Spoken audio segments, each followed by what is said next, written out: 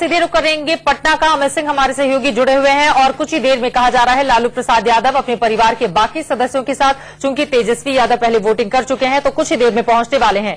क्या जानकारी मिल पाई है और वहां पर लोगों में कितना उत्साह देखा जा रहा है? 9 तो बज चुके हैं, लोगों की तादाद और बढ़ी है क्या अमित?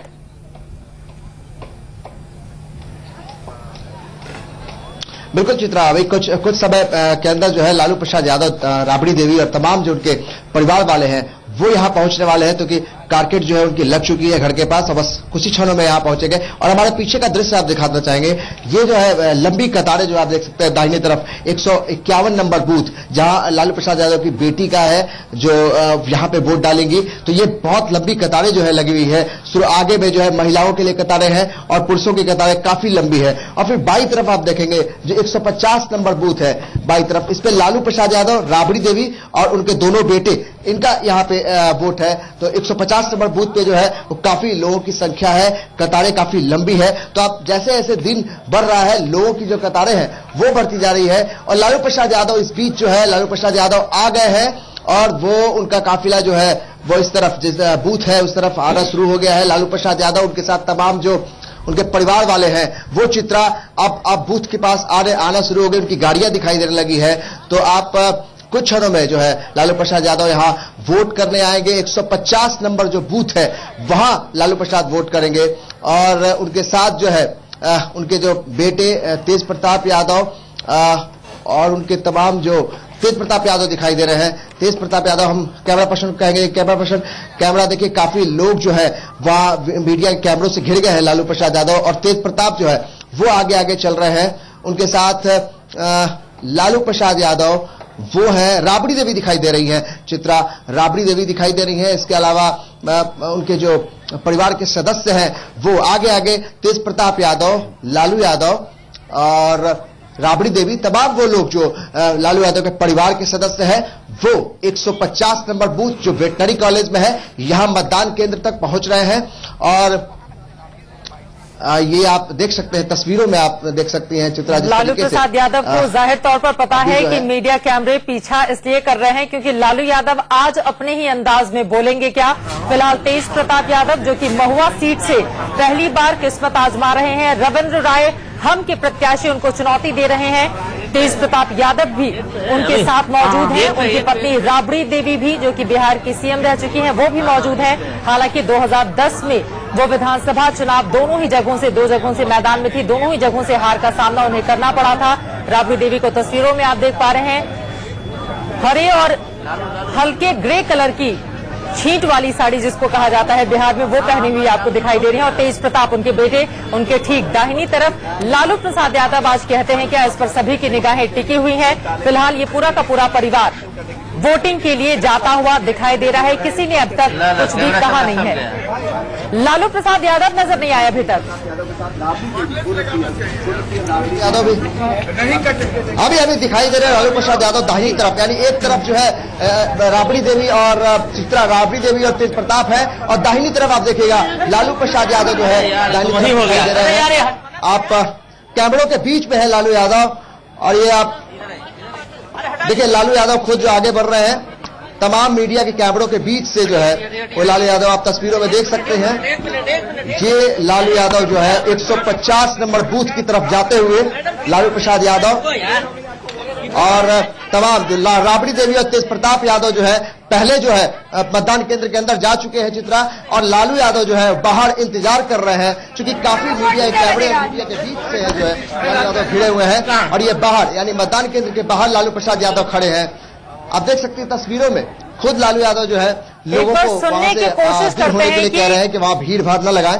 तो इस तरीके से जो है लालू यादव बोल क्या रहे हैं ये सुनने की कोशिश करते हैं। वहां पर भी लोगों को अपने ही अंदाज में इंस्ट्रक्ट करते हुए लालू यादव आपको तस्वीरों में दिखाई दे रहे हैं, मीडिया कैमरों से घिरे हुए हैं। चरण में घटना बहुत ज्यादा बढ़ गई। ये बोलने दीजिए नरेंद्र मोदी को,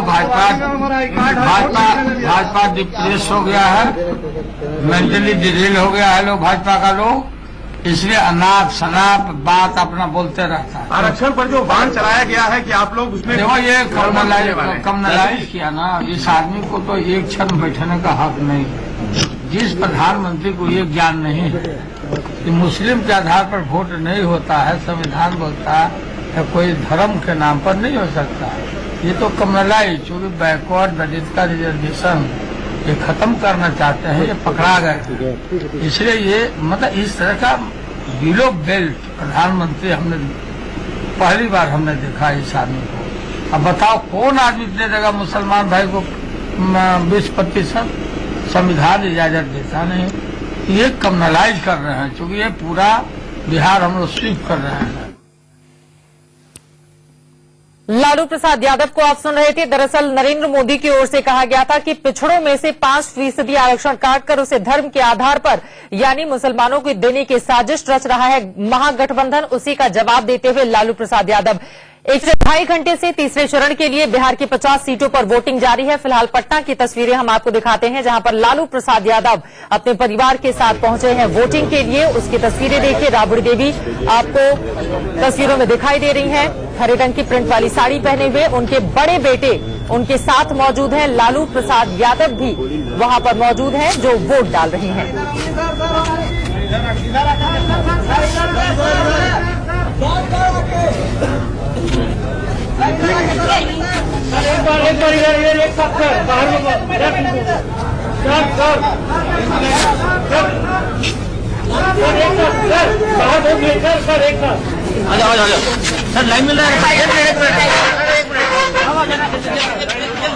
लालू प्रसाद यादव को परिवार के बाकी सदस्यों के साथ आपने देखा यहाँ पर बाहर यहाँ नहीं, बाहर। अरे 1 मिनट बाहर। शशि भाई बाहर करवाओ। क्या कोई तकनीकी दिक्कत आ गई है, इस वजह से उन्हें सहारा लेना पड़ा है? अरे ऐसा कुछ मशीन में हो सकता है, कोई समस्या हो कि उन्होंने किसी बुलाया है, कोई कर्मचारी साथ में खड़े हुए हैं तो वो चले पीछे चलो।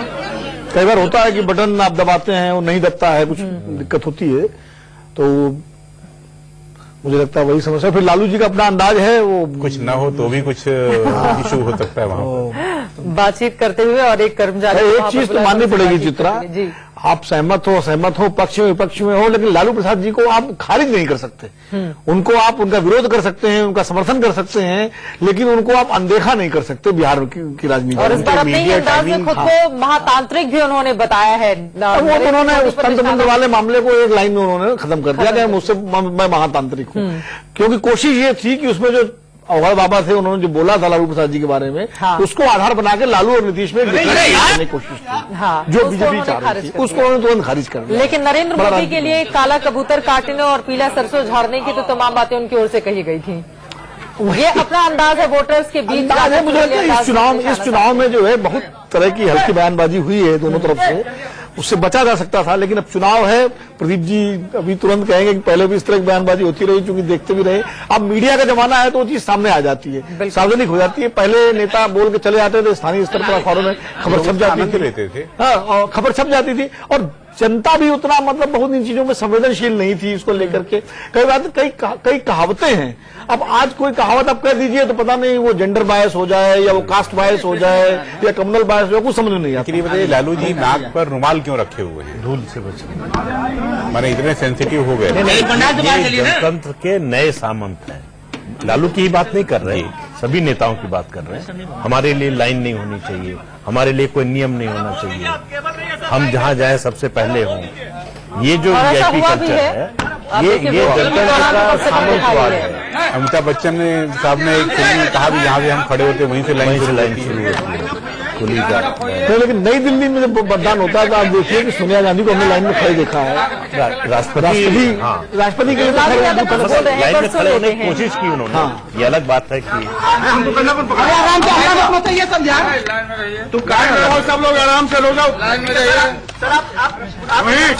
हो गया जी लाइन में रहा, क्या मत करो यार, आराम से रहो। क्या खिला बोल दीजिए। हाँ बोलिए, क्या बोलिए? ये बता, आपने वोट किया है, 50 सीट पर चुनाव हो रहा है, क्या उम्मीद है लालू जी, आपकी उम्मीद क्या है? सुनो यार, सुनना 50 ही नहीं 243 पर महागठबंधन स्वीप कर रहा पूरा बिहार में। तो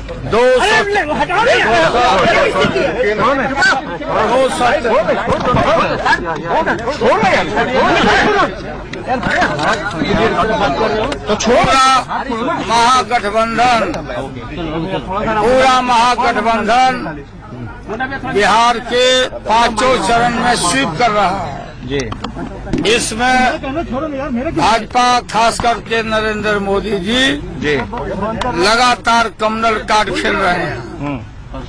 परसों उन्होंने बोल दिया ये बैकवर्ड पिछड़ी जाति और दलित का रिजर्वेशन इन्होंने खत्म करने का जब नाम लिया, अब पूरा राज्य में तूफान मचा, तो नरेंद्र मोदी ने, जिनको ज्ञान नहीं है, एक क्षण भी नरेंद्र मोदी को प्रधानमंत्री की कुर्सी पर बैठने का हक नहीं है।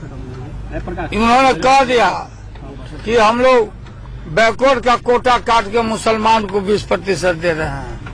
इतना बड़ा घटिया बिलो बेल्ट प्रधानमंत्री, जिसको संविधान का ज्ञान नहीं है, वो आदमी इस तरह का बात बोला, कमल कार्ड खेला है।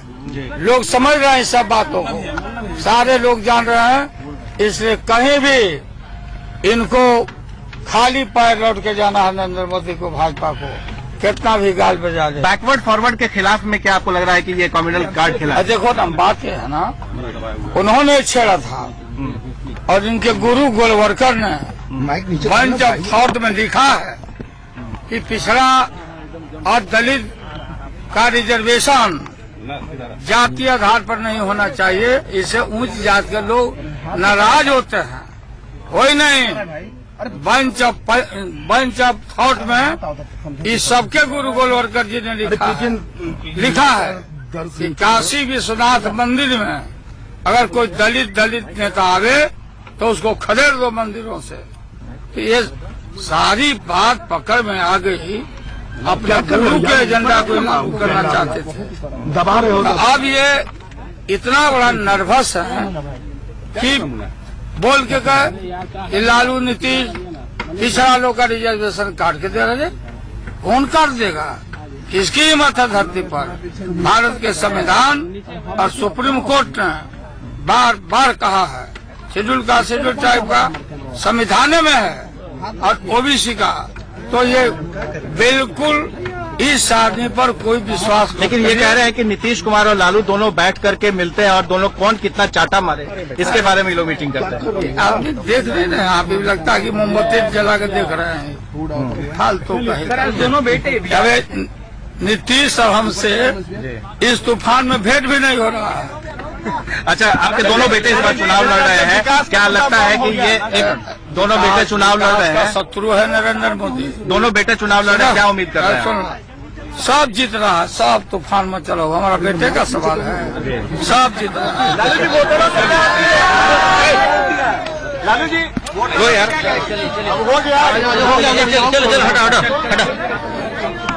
आरजेडी के मुखिया लालू प्रसाद यादव को आप सुन रहे थे, वो खुद चुनावी मैदान में नहीं है। इसके पहले नरेंद्र मोदी इस बात पर भी तंज कस चुके हैं, लेकिन 243 सीटें महागठबंधन जीत रहा है, इस बात के दावे करते हैं। और जल्दी जल्दी एक एक रिएक्शन में ले लेती हूं प्रदीप जी आपसे ही। हालांकि 20% की वो बात कर रहे थे, जबकि नरेंद्र मोदी ने पिछड़ों में से 5% काट कर ही मुसलमानों को दिए जाने की बात करते हुए आरोप लगाए। 6%। देखिए, मतलब बिल्कुल आधारहीन नहीं है, क्योंकि आंध्र प्रदेश और महाराष्ट्र में जी कांग्रेस और महाराष्ट्र में एनसीपी कांग्रेस गठबंधन की सरकार इस तरह का प्रयास कर चुकी है। अदालत से वो खारिज हुआ, लेकिन सरकार के स्तर पर प्रयास हुआ।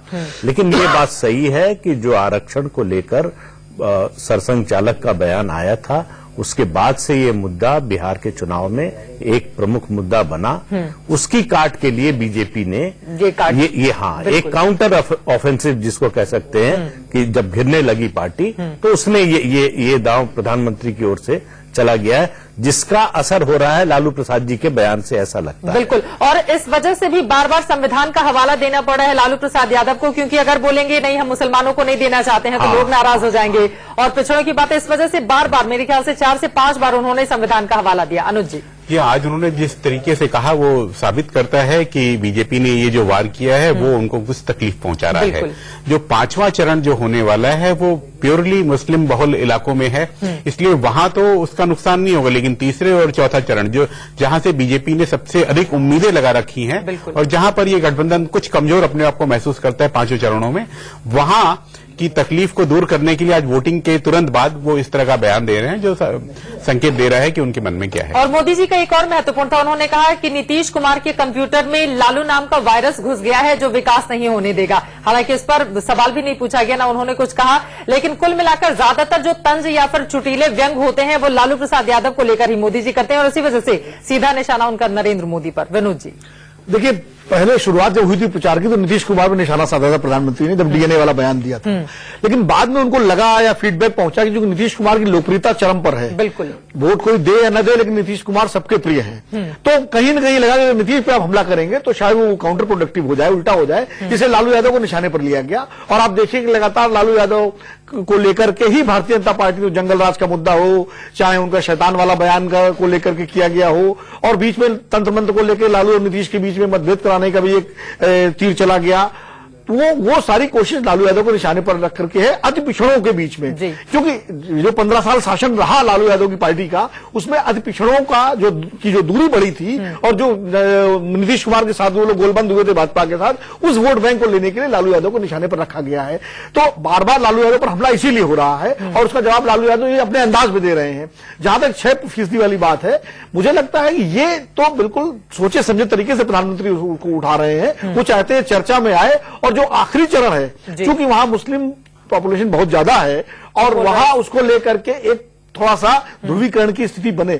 इस चुनाव में जाति ध्रुवीकरण भी हो रहा है, अभी तक सांप्रदायिक ध्रुवीकरण जरूर नहीं हुआ है। जहां तक मैं गया हूं कहीं भी सांप्रदायिक ध्रुवीकरण हमको नहीं दिखाई पड़ा है, और सांप्रदायिक ध्रुवीकरण जो है वो महागठबंधन के लिए फायदेमंद नहीं है, वो उनको नुकसान पहुंचा सकता है। इसीलिए लालू यादव नीतीश कुमार को इस मामले में तुरंत जवाब देना पड़ रहा है कि ये व्यवस्था बिल्कुल गलत है और संविधान इसकी इजाजत नहीं देता, सुप्रीम कोर्ट इसको खारिज कर चुका है, तो इसलिए ये गलत प्रचार किया जा रहा है। तो एक तरह से वो अपने वोट बैंक को साधना और ध्रुवीकरण को रोकना, ये इनकी स्ट्रेटजी है लालू और नीतीश की। प्रदीप जी, एक और महत्वपूर्ण चीज है, अभी हाल ही में अति पिछड़ा खुद को प्रधानमंत्री मोदी ने एक रैली में बता दिया और उसका दर्द भी जाहिर किया कि क्या होता है ये मैं बखूबी समझता हूं, और नीतीश ने उस पर ट्वीट भी कर दिया था कि देखिए कल तक ये ओबीसी थे, अब खुद को ईबीसी बता रहे हैं। तो इस तरीके से भी तंज कसने की कोशिश। बिल्कुल, आप देखिए बीजेपी की स्ट्रेटजी देखिए, तो शुरू में प्रधानमंत्री ने कोशिश की कि यादव वोट बटे, यदुवंशियों की उन्होंने बात शुरू की, बिल्कुल, लेकिन पहला फेज आते आते और पहले फेज का मतदान होते होते ये अंदाजा हो गया कि यादव वोट बट नहीं रहा है, वो बल्कि कंसोलिडेट हो रहा है। जितना हमला लालू पर हो रहा है, यादव उतना ज्यादा कंसोलिडेट हो रहा है। तो उसके बाद से पार्टी ने स्ट्रेटजी बदली और ईबीसी पर जोर देना शुरू किया। 15 साल जो लालू राबड़ी राज रहा, उसमें ईबीसी के मन में जो असुरक्षा की भावना आई थी, जिसके कारण वो नीतीश और बीजेपी के गठबंधन के साथ गए थे, उसको याद दिलाने की पार्टी कोशिश कर रही है कि अब अगर नीतीश और लालू एक साथ हो गए हैं तो वो स्थिति फिर से आ सकती है। तो उसका फायदा उठाने के लिए ईबीसी पर जोर है। आप देखिए प्रेम कुमार को कुछ पार्टी के नेताओं ने मुख्यमंत्री के रूप में प्रोजेक्ट करने की कोशिश की, बिल्कुल कई सारे नाम सामने रखे गए। लौटती हूं मैं तीसरे चरण के लिए 6 जिलों की 50 सीटों पर सुबह 7 बजे से वोटिंग लगातार जारी है।